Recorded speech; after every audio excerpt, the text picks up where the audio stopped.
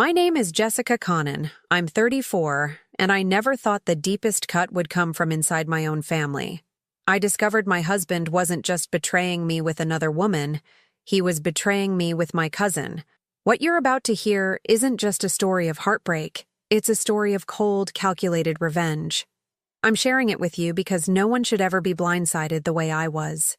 Before we start, tell me where you're watching from in the comments, and don't forget to hit subscribe so you never miss stories like this. I didn't wait until dessert. The plates were still clinking, wine still being poured, when I stood from the long oak table in my mother's dining room. The air smelled of rosemary chicken and buttered rolls, but all I could taste was the bitterness on my tongue. My family's laughter rose around me, a chorus of voices I had grown up with, voices that once meant safety. Now they sounded hollow, brittle, like glass ready to shatter. Everyone turned when my chair scraped back. My husband, Daniel, looked up from his plate, smiling the way he always did when he wanted to appear in control. My cousin, Leah, shifted uncomfortably, her hand tightening around her wine glass. Her face flushed, not from alcohol, from fear. She knew. I saw it in her eyes. For weeks I'd rehearsed this moment in my head, every word, every beat, every pause. The timing had to be perfect. Revenge isn't fire, it's ice. You don't rush. You freeze the scene until everyone is locked in place, then you strike. I cleared my throat, and the room fell silent. Before we go any further, I said, my voice even, cold enough to still the air. There's something I need to share. A murmur ran through the table. My mother furrowed her brows. My brother leaned forward, fork halfway to his mouth.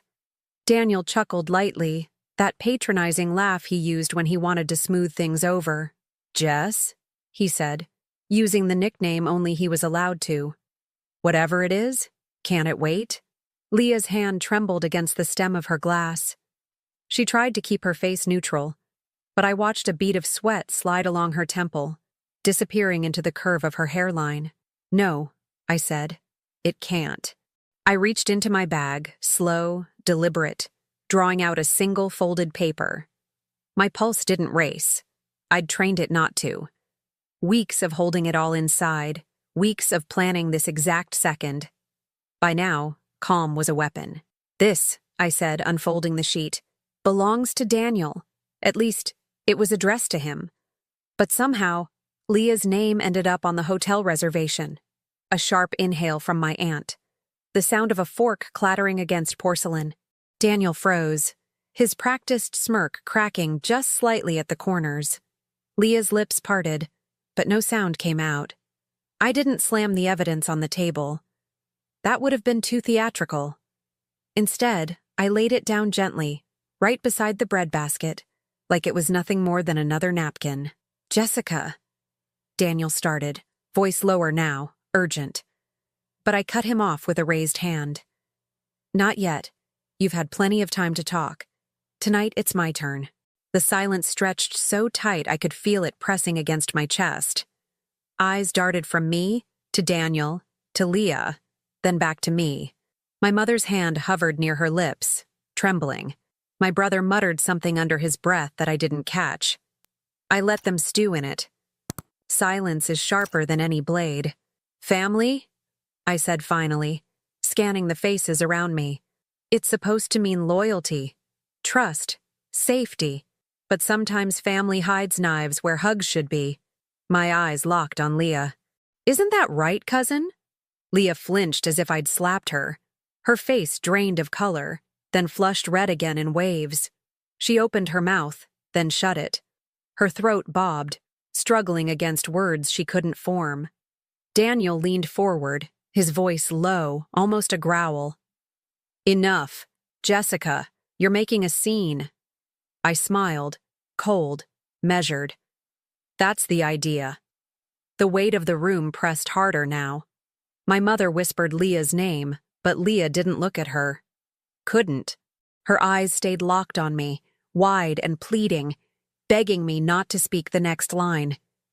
But I did. I know everything. The words dropped into the silence like stones into water. sending ripples through every pair of eyes at the table. My aunt gasped. My brother swore. My mother's chair creaked as she sank back, stunned. Leah's hands shook so violently her wine sloshed over the rim, staining the white tablecloth crimson. Daniel grabbed her wrist under the table, a subtle warning. Don't crack. Don't fold. Too late. She was already breaking. I could have ended it right there. I could have laid out the photos, the texts, the receipts, the proof stacked higher than the bread rolls on the table. But revenge isn't about speed. It's about savoring every second your enemies realize the walls are closing in. So I leaned back in my chair, crossing one leg over the other. Calm, controlled, watching. Eat, I said softly, almost tender. Don't let the food get cold. No one moved. Forks hovered midair, glasses frozen halfway to lips. Daniel's eyes bored into mine, a silent command to stop. Leah couldn't breathe without shaking. I smiled again, but this time it wasn't for them. It was for me, because this was only the beginning. The table sat in suffocating silence. Every heartbeat in the room seemed to echo, pounding against the walls. My mother finally found her voice. "Jessica," she whispered. "What are you saying?" I looked at her, then back at the evidence lying between the bread and butter like an uninvited guest. "I'm saying the truth is uglier than any of you want to believe. And tonight, we're all going to look it in the eye." Daniel pushed back his chair suddenly, the legs screeching against the hardwood. "Enough." His voice cracked louder this time, a desperate bark more than authority. "This is not the place." But I shook my head slowly. "Oh, Daniel, this is exactly the place." Leah's breathing came fast and shallow. Her lips quivered as if she were about to speak, to confess. But Daniel's grip tightened under the table, silencing her. His jaw was clenched, eyes wild, scanning the room for an escape he couldn't find. I wanted him trapped. I wanted her cornered. And I had both, because tonight wasn't about accusation. Tonight was about spectacle. The kind that scars reputations forever. The kind that turns family into witnesses and accomplices. The kind you can't recover from. And the best part? They still didn't know how much I really had. I tapped the folded paper lightly, my finger brushing against the ink. "This is nothing," I said, my voice low but carrying across the room. "Just a taste." Leah's face crumpled, panic replacing pretense. Daniel's mask slipped again, anger boiling to the surface. The family sat frozen, their world tilting, their foundations cracking. And me? I sat in the middle of it all, calm as winter, watching them drown in the silence. This was step one. The knife was in, and I hadn't even twisted it yet. Before the storm, there was peace. Or at least what I thought was peace. My life with Daniel looked picture-perfect to anyone on the outside. We had a 2-story home with blue shutters and a white porch in a quiet Salt Lake City neighborhood, the kind of place where neighbors waved while watering their lawns, where kids rode bikes until dusk, where barbecues meant everyone brought too much food and left with leftovers wrapped in foil. Stability, that's what it looked like. That's what I believed I had built. Every morning, I brewed coffee before work. Daniel liked it strong, with just a dash of cream. He always left his mug on the counter when he was done, never in the sink.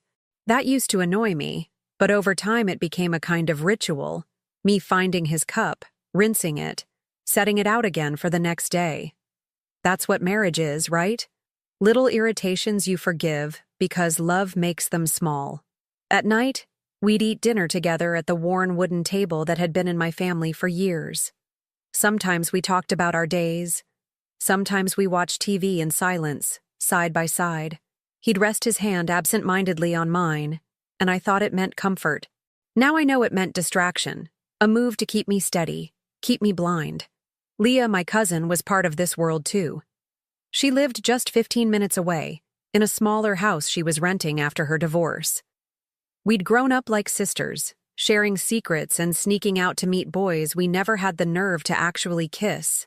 My mother always said I had 2 shadows. My own, and Leah trailing behind. It felt true. She was at every holiday, every birthday, every summer barbecue. When I married Daniel, she stood by my side as a bridesmaid, smiling like my happiness was hers. I believed her. Daniel liked her too, or so I thought. He said she had a good sense of humor, that she lightened up family dinners when things got tense. I never thought twice about the way she laughed a little too loudly at his jokes, or how her hand would brush his shoulder when she passed behind his chair. Why would I? She was family, and family to me meant safety. I worked part-time at a local design firm. It wasn't glamorous, but it was steady, and I liked the balance. Daniel worked in real estate. His schedule was unpredictable: evening showings, weekend open houses. He always said the late nights were just part of the hustle. And I believed him. When he came home tired, I rubbed his shoulders. When he said he needed to take a client call after hours, I lowered the TV volume. That's who I was: supportive, patient, willing to sacrifice comfort for the man I thought was building our future. I even put my own dream on hold. I wanted to open a boutique downtown, a mix of home goods and clothing, something that carried a little of my grandmother's charm. Daniel told me to wait. He said we should be financially smart first. He promised, "Give me a couple more years to stabilize everything, and then it'll be your turn." I swallowed the disappointment because I trusted him. Trust. That was the ordinary world I lived in. A world built on it.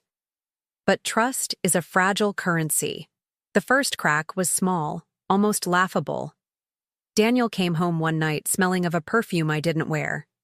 Sweet, sharp, and expensive.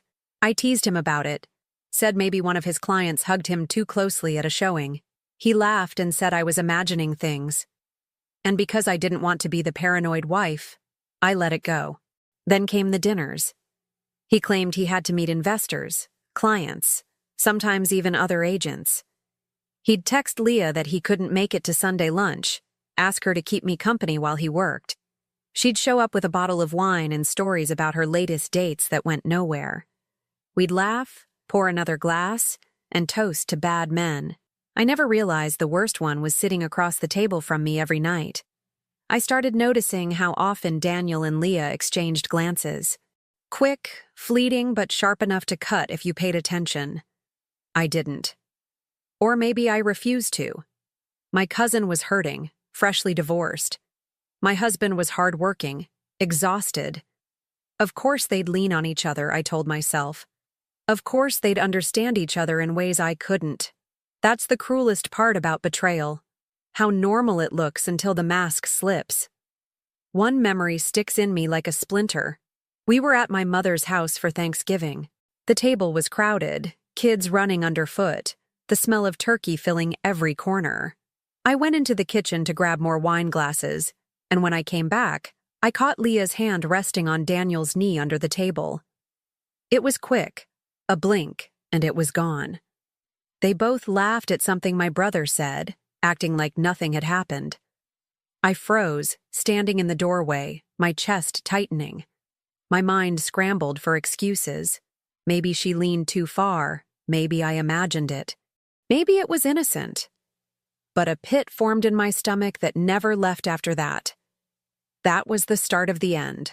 The ordinary world didn't shatter that night, not completely. But the crack spread, hairline at first, widening with every unexplained late night, every strange look, every slip of Leah's tongue when she said we instead of he. I tried to push it down. I tried to be the woman I always was, forgiving, trusting, patient. But suspicion has a way of rotting you from the inside out. Every smile from Leah looked faker. Every excuse from Daniel sounded thinner. I'd lie awake at night staring at the ceiling, listening to him breathe beside me, wondering whose name he whispered when he dreamed. The worst part? I still loved him. I still loved her. That's what betrayal feeds on. Love. Without it, the blade wouldn't cut so deep. I held on to hope longer than I should have. I told myself it was stress, bad timing, too much work. I told myself family doesn't do this, that blood means loyalty. But deep down, I already knew the truth. And when I finally uncovered it, when I finally pulled the mask off and saw their faces for what they were, the grief was unbearable. Grief turned into rage, rage into clarity. Because in that moment, I understood. They hadn't just taken my trust. They had taken my world, and no one takes from me without paying. The truth doesn't hit like a car crash. It creeps, slow, silent, until it's everywhere, and you can't breathe without choking on it. For me, the moment of betrayal wasn't a single explosion. It was a series of cracks that finally broke the dam. It started with Leah's phone. We'd been at her place one Saturday afternoon, just the two of us. She poured wine, told stories about dating apps, men who ghosted, men who lied. I laughed when she laughed, nodded when she shook her head. That was our rhythm. She vented, I listened. But when she went to the bathroom, she left her phone on the couch. The screen lit up. I wasn't snooping. I didn't reach for it. The message just appeared. A preview glowing in the dim light of the living room. Can't stop thinking about last night. Wish I could sneak away again tonight. D. My chest tightened. My hands went cold. Daniel. At first I told myself it was someone else. There are plenty of men with names that start with D. But Leah didn't have many friends. She didn't have many secrets from me. My mind clamped down, desperate to explain it away. She came back from the bathroom, sat down, picked up the phone, and saw me looking. Her thumb hovered over the screen, eyes flicking to mine for just a split second too long. She smiled, wide, fake, and flipped the phone face down. That smile confirmed everything, but I didn't say a word. Silence became my weapon. I started watching them more closely after that. Daniel's phone always glued to his hand, his late nights piling up. Leah's sudden disappearances, excuses that sounded like echoes of his. Work ran late. I'm helping a friend. You wouldn't understand. The lies overlapped like rehearsed lines from a bad play. And then came the receipt. Daniel had gone out of town for a conference in Denver. He kissed me goodbye at the door, suitcase in hand, promising to call every night. I found the hotel receipt 2 days later, tucked in his jacket pocket like a forgotten bookmark. Room for 2. Dates that matched, and the name Leah Conan printed neatly beneath his own. I sat on the edge of the bed, holding the slip of paper like it was poison.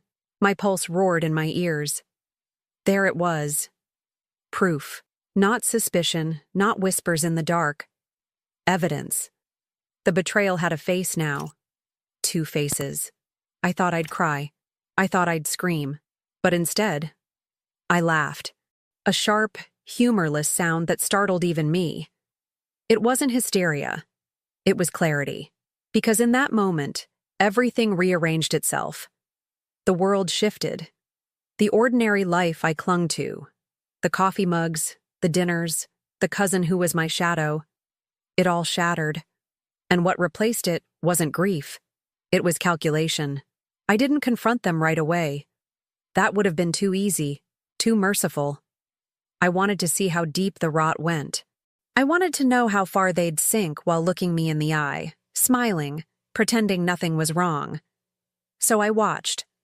When Daniel came back from Denver, he wrapped me in a hug, kissed my cheek, and said, "I missed you." His hands were warm, his eyes steady, a performance polished to perfection. I smiled back, tucked the receipt deeper into my pocket, and whispered, "I missed you too." Leah visited the next week. She brought me flowers, yellow lilies, my favorite. She hugged me tightly, her perfume strong, her heart beating too fast. I wondered if Daniel's scent was still on her skin. "Rough week," she said, sinking into my couch. "Men are exhausting." I almost laughed again. Men are exhausting. She meant my husband. That night, I lay in bed beside Daniel, his arm draped over me. I stared at the ceiling, tracing cracks in the plaster, and thought about knives hidden in hugs. That's what betrayal feels like. A blade pressed against your ribs while the betrayer whispers love in your ear. The dam burst 2 weeks later. I was driving home from work when I saw them. A red sedan pulled into the back lot of a hotel on the edge of town. I knew that car. Daniel's. My stomach flipped as I slowed at the intersection, headlights catching him stepping out. Leah was right behind him, laughing at something he said. Her hand brushed his arm. He leaned down, kissed her cheek, then her mouth. Not passion, familiarity. They disappeared inside together. I gripped the steering wheel so hard my knuckles went white. Horns blared behind me, someone shouting for me to move.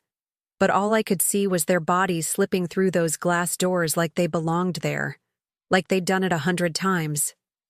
That was the moment. The death of trust. The final nail in the coffin of the life I thought I had. I drove home in silence. No music. No tears.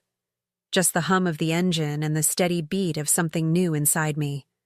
Not grief, not rage. Resolve. When Daniel walked through the door later that night, tie loosened, shirt untucked, he kissed my forehead and said, "Sorry I'm late, babe. Client dinner ran long." I smiled up at him, handed him a plate of reheated pasta, and said, "Of course, I understand." Leah texted me the next morning. "Lunch this week? Just us girls?" I typed back, "Can't wait." And that's when the plan began forming. Because betrayal doesn't end with discovery. It begins there. The moment you see the knife, you have a choice. Pull it out and bleed, or grip the handle and drive it back where it came from. I chose the latter. But before revenge, there had to be patience. A hunter doesn't rush. She waits. She studies. She learns the habits of her prey until the kill is inevitable. So I played the wife. I played the cousin. I played the fool. And while they thought I was blind, I was memorizing every move they made, every lie, every touch, every secret. I held them all in silence, waiting for the day I would lay them bare. The betrayal had carved me open, but instead of bleeding out, I filled the wound with ice. And when the time came, I'd make sure Daniel and Leah felt the cold cut deeper than I ever had. The night I saw them walk into that hotel, something in me died, but something else was born. Grief burned away, leaving steel. I realized I had two options: collapse or calculate. And collapsing had never suited me. For days, I moved like a ghost through the house, silent but sharp, watching Daniel from behind the mask of a loyal wife. He kissed me goodbye every morning, his lips warm but empty. He texted me during the day, calling me love, baby, sweetheart. I replied with the same words, but inside I was dissecting them, stripping them down to the nothingness they were. Leah still visited, still played her part as my cousin confidant. She brought me takeout, we watched movies together, and she rested her head on my shoulder like we were children again. If anyone else had seen us, they'd think we were inseparable. Sisters. Blood thicker than water. But water drowns too. It was one night at dinner when the decision crystallized. Daniel was cutting into his steak, talking about a new real estate deal. His voice was smooth, confident, the voice of a man who thought he was untouchable. Leah had texted me earlier, asking if I wanted to grab coffee the next day. I stared at the two messages stacked in my phone. My husband's words, my cousin's words. Together, they formed the script of my humiliation. And then it hit me. They weren't just betraying me. They were laughing at me. Every lie told with a straight face, every touch exchanged under my nose, every excuse thrown my way. It was a performance, and I was their audience. That's when the shift happened. I looked at Daniel across the table, knife glinting in his hand as he sliced his meat. My reflection stared back at me in the blade. And I thought, no more. I wouldn't cry in silence. I wouldn't beg. I wouldn't confront them in some tear-stained scene they could twist back on me, painting me as hysterical, unstable. That's what they wanted, for me to break so they could justify their betrayal. Instead, I'd break them. Not with screams, not with violence, but with exposure. Because the only thing Daniel valued more than his ego was his reputation. And the only thing Leah wanted more than love was acceptance. If I took both from them, they'd have nothing left. The decision came in a rush, and yet it felt inevitable, like it had been waiting for me all along. I pictured the reveal, the shock on their faces when the mask was ripped away, the silence in the room as everyone realized what they'd done. I wanted witnesses. I wanted family. I wanted their shame to be permanent, branded into memory. I put my fork down, folded my napkin neatly, and smiled across the table. "This is delicious," I said softly. Daniel grinned, pleased with himself. "Glad you like it." Inside, I was already drafting his downfall. That night, while he showered, I unlocked his phone. I'd watched him type his code for years, never needing it, until now. My hands didn't even tremble as I scrolled through messages. There it was. Conversations with Leah, hidden under a fake name. The words weren't poetic or sweet. They were cheap, hurried arrangements. "Meet me at 7. Same place. Don't forget to delete this." I screenshotted everything, sent it to myself, then deleted the trail. Evidence. The first tool in my arsenal. The next day, I drove past the hotel they frequented. Same car in the lot. Same room reserved. I asked at the front desk for a receipt under Daniel's name. The clerk handed it over without question. Another piece of the puzzle. At home, I started a folder. Not on my computer. Too easy to trace. A physical folder, thick paper, ink that couldn't be erased. Every text, every receipt, every note went inside. Proof layered upon proof. It wasn't enough to know they betrayed me. I needed to prove it. To everyone. And I wasn't rushing. That was the beauty of it. They thought I was blind, but I was wide awake. They thought they were predators, but they were prey fattening themselves for slaughter. The decision was no longer just about revenge. It was about balance. They had tilted the scales with their betrayal. I would correct them with exposure. Leah texted again that week. "Movie night." I said yes. She showed up in sweatpants, hair tied back, holding popcorn. We laughed at a stupid comedy, drank wine, and when she fell asleep on the couch beside me, I studied her face. This was the woman I grew up with. The cousin who knew my secrets. The one person I swore I'd protect like a sister. Now she was the reason I was sharpening knives in silence. I realized something as I watched her sleep. Revenge wasn't just a choice. It was survival. Because if I let them win, if I let them walk all over me and keep their secret, then I was dead already. So I made my choice. Not tomorrow. Not someday. Now. From that moment forward, every word I spoke to Daniel and Leah was calculated. Every smile was a mask.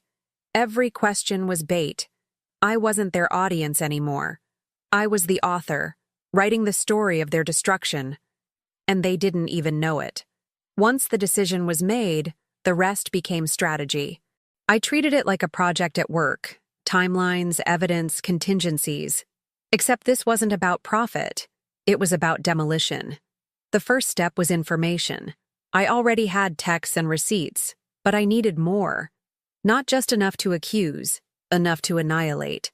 Daniel was careful, but not careful enough. He thought deleting messages made them disappear. He forgot about synced backups. A few late nights, while he slept with his phone charging beside him, I pulled everything. Screenshots. Bank statements showing hotel charges masked as business expenses. Even a shared Dropbox folder where he saved property documents, and, hidden inside, photos of Leah in hotel rooms. I printed everything. Tangible. Unstoppable. Paper doesn't vanish when you press delete. Then came the timing. Exposing them one-on-one would have been a release for me but an escape for them. They'd deny, spin, convince others I was bitter or crazy. No. Their ruin needed an audience. It had to happen where family gathered, where Daniel's charm and Leah's innocence carried the most weight. A place where their masks would shatter in front of witnesses who'd never forget. My mother's upcoming Sunday dinner was perfect. She always insisted on full attendance.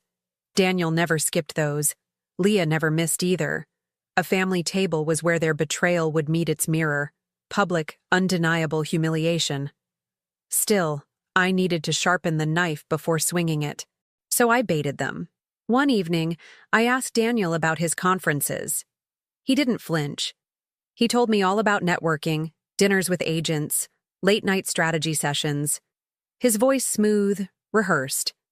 I nodded, asked innocent questions, and tucked his answers away like arrows in a quiver. The more detail he gave me, the easier it would be to expose his lies later. Leah was softer, easier to crack. Over coffee, I asked how her love life was going. She sighed dramatically, told me about men who didn't commit, who only wanted one thing. Her words dripped irony. I sipped my latte and kept my face neutral, while inside I was cataloging every syllable for later. Every conversation was reconnaissance. Every smile I gave them was camouflage. The second step was control. If you want to destroy someone, you don't just expose them. You make sure they can't recover. That meant positioning myself as the victim who held all the moral ground. I spent more time with my family, helping my mother with errands, calling my brother more often. I made sure everyone saw me as steady, devoted, loving. That way, when the explosion came, there would be no doubt who the guilty ones were. At the same time, I began isolating Daniel and Leah without them realizing it. When Leah invited me out, I declined more often. When Daniel suggested we travel, I made excuses. Slowly, I created distance so their downfall would feel sharper, like the floor dropping out beneath them. The third step was the reveal itself. I pictured it over and over: the long table, the clinking glasses, the smell of roasted chicken. My mother at one end, Daniel at the other, Leah pretending to be family, and me, in the center, holding their destruction in my hands. But one mistake could ruin everything. If they suspected, they'd run. If I tipped my hand too early, they'd rewrite the story, turn family against me. That's why I moved carefully, like a chess player. One calculated move at a time. There were close calls. One night, while Daniel showered, I nearly got caught scrolling through his email. The water shut off, the curtain rings rattled, and I shoved his phone under the pillow just as he walked into the bedroom. He smiled, kissed my shoulder, and I smiled back, hiding the hammering of my heart. Another time, Leah dropped her phone while we were at the farmer's market. I saw Daniel's name flash on the screen, not as Daniel, but as D. Miller. A pathetic disguise. She snatched it up so fast she nearly knocked over a display of apples. Her laugh was forced, shaky. "Work stuff," she muttered. I pretended not to notice. That was my weapon, pretending. Weeks passed, and the folder grew thicker. By the time Sunday dinner approached, I had everything I needed. Hotel bills, photos, text transcripts, even voicemail messages where Daniel's voice whispered promises no husband should ever make to another woman, let alone my cousin. The plan was ready. But it wasn't just about catching them. It was about timing the cut so deep it couldn't heal. That meant waiting for the perfect moment at that dinner, when the whole family was at ease, smiling, talking, when Daniel thought he was in control, when Leah thought her secret was safe. That's when I'd strike. The night before, I sat alone at the dining table in my own house, folder open in front of me. Page after page of proof, laid out like exhibits in a courtroom. My courtroom. I traced my finger over their names, their lies. My reflection stared back at me in the glossy paper. I didn't see the woman I used to be. Forgiving, trusting, patient. That woman was gone. In her place was someone colder, sharper. I closed the folder, slid it back into my bag, and whispered to the empty room.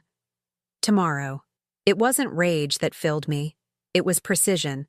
Because revenge, done right, isn't fire. It's ice. And I was ready to freeze them in front of everyone who once believed they were untouchable. Sunday dinner felt like a stage. The table was dressed the same as always. Roasted chicken, mashed potatoes, bowls of green beans, bread warm from the oven. My mother fussed over the dishes. My brother poured drinks. My aunt told stories loud enough to make the kids laugh. To anyone else, it was ordinary, familiar. But to me, it was the arena. Daniel sat across from me, laughing at my brother's joke, his hand brushing Leah's as she reached for the salt. A slip, quick, almost invisible. Almost. My stomach stayed still. I had trained it not to flinch. I let the evening flow. Plates passed, glasses clinked, stories layered over one another. Daniel charmed, Leah smiled, family relaxed. I played my part too, laughing at the right moments, passing bread, filling glasses. The perfect wife, the perfect cousin, until the silence I had been waiting for. It came when dessert was being served. Forks clinked against plates, but the conversation lulled, a rare pause. That was my cue. I pushed my chair back, slow, deliberate. Before we go further, I said, my voice calm but carrying. There's something I need to share. The room hushed instantly. Daniel looked at me, still smiling, but his eyes flickered with the faintest crack of unease. Leah's hand froze around her fork. My mother frowned, her lips parting to ask, but I lifted my hand. Not yet. I reached into my bag and pulled out the folder. Thick, heavy, full of every secret they thought they'd hidden. I laid it gently in the center of the table, beside the breadbasket. Not a slam, a placement. Quiet weapons are the sharpest. Daniel's smile faltered. Jessica, he said, voice low. What are you doing? I opened the folder.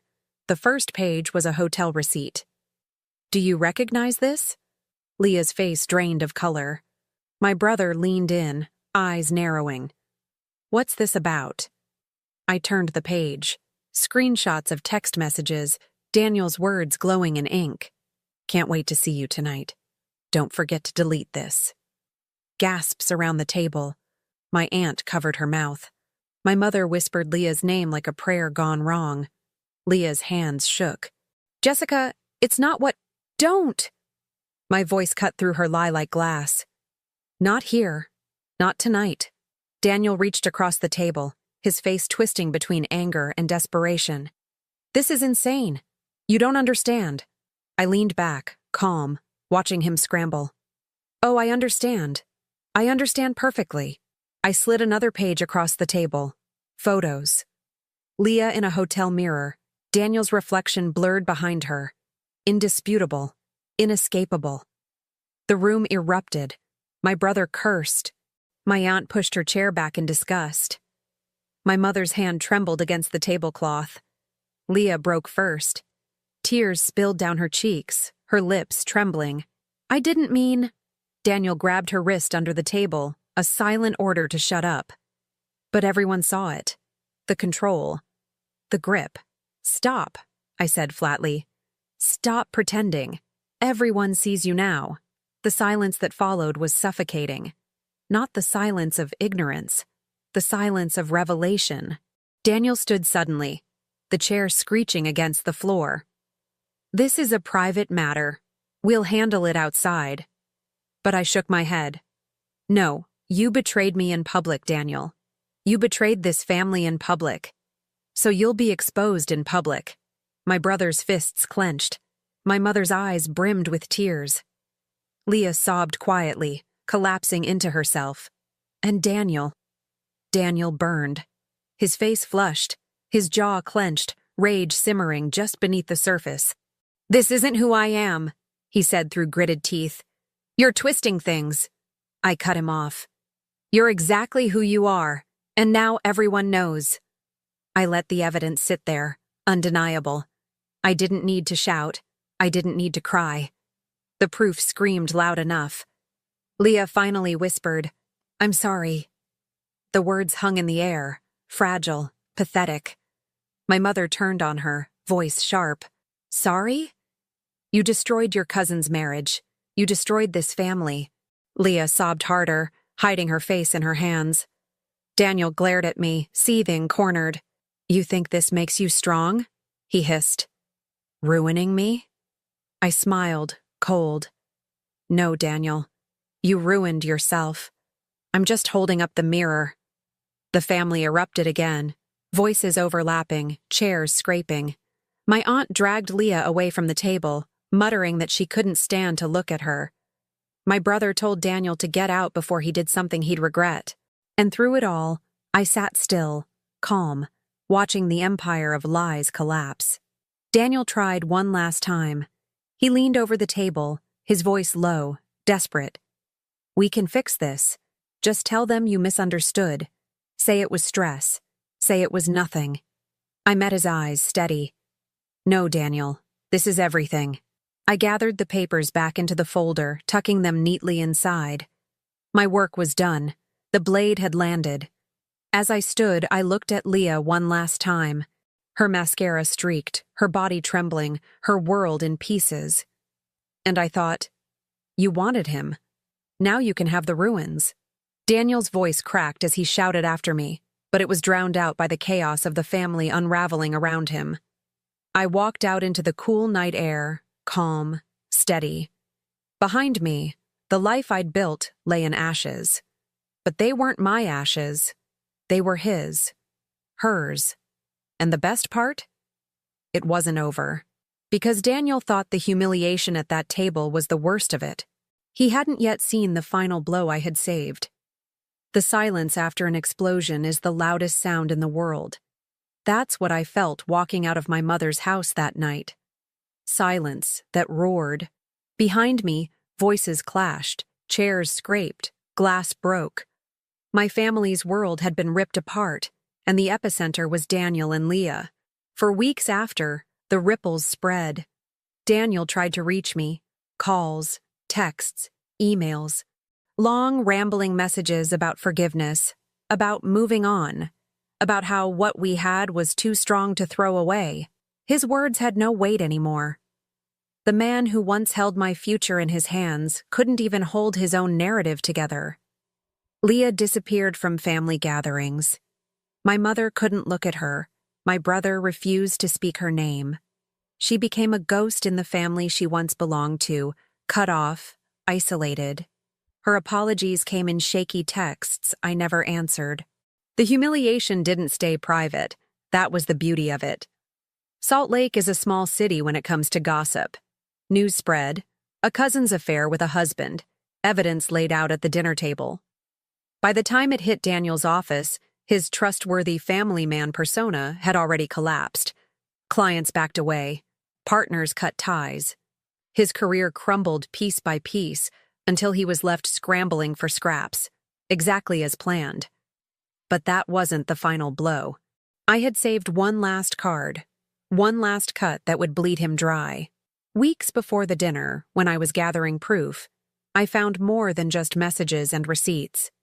Hidden among his property documents was a separate bank account, one he thought I'd never see. It wasn't just for the affair. It was where he funneled money, skimming from deals, hiding assets from taxes, from me, from everyone.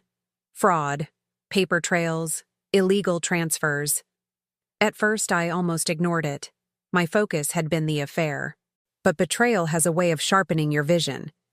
If he could betray me with Leah, why not with money? Why not in every way? So I collected it. Quietly, carefully. And the night after the dinner, while Daniel still reeled from the collapse of his reputation, I forwarded it all. Bank statements, account numbers, receipts. Straight to his firm's senior partners, and to the IRS. The call came 2 weeks later. His voice shook when he told me. Investigations. Audits. His license suspended pending review. His empire, gone. Leah may have taken my husband, but I had taken his life's work. That was the final twist. The affair destroyed his reputation. The fraud destroyed his future. I didn't need to raise my voice, didn't need to throw a punch. I simply placed the truth where it belonged and let it burn through everything he'd built. The aftermath wasn't clean. Revenge never is. My family still carries scars. My mother's smile is thinner now. My brother watches people more closely. Trust, once broken, doesn't return whole. But for me, there was clarity. I didn't walk away healed. I walked away victorious. because betrayal demands consequence. And I delivered it. Daniel lost his career. Leah lost her family. Together, they lost the illusion that they were untouchable. And me? I didn't lose anything. I shed it. And that wraps up today's story. Now we want to hear from you. Where are you watching from? Drop your city or country in the comments, and let's see how far these stories reach. If this story moved you or gave you chills, give it a like, share, and subscribe for more powerful stories. One last thing, rate the story from 1 to 10 in the comments. Your feedback helps us bring you even better ones next time. Thanks for watching. We appreciate you being part of this storytelling journey.